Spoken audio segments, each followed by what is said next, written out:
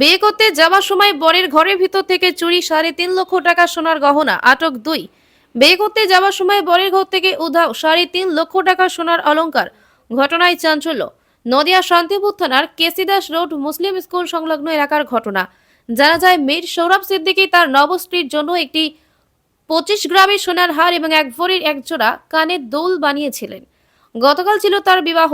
রাতে বিয়ে করতে যাওয়ার সময় হঠাৎ দেখে সুরক্ষিত রাখা সোনার গহনা দুটি কে বা কারা চুরি করে নেয়।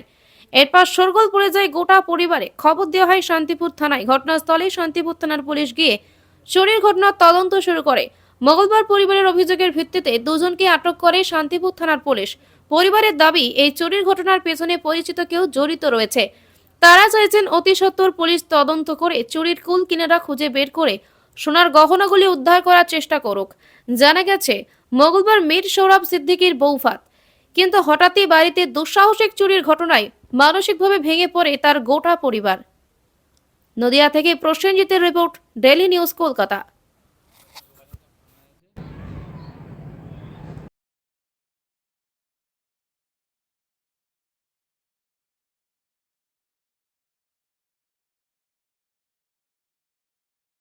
কীভাবে চুরি গেলো বলতে, আমি কালকে যখন বিয়ে করতে যাচ্ছি, বিয়ে করার পরে এসে শুনছি যে এই আমার হার আর দুলটা নেই।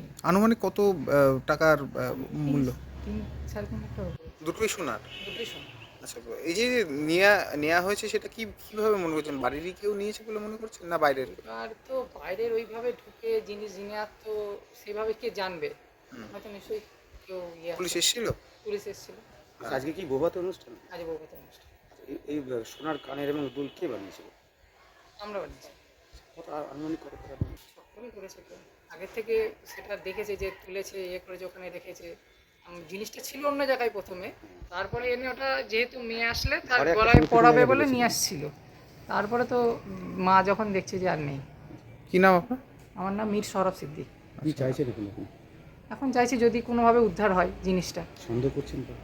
সন্দেহ করছি বলতে সেভাবে তো ওইভাবে তো বলা যায় না, কিন্তু যাদের সন্দেহ করছে তাদের পুলিশ নিয়ে গেছে অলরেডি। ঠিক আছে।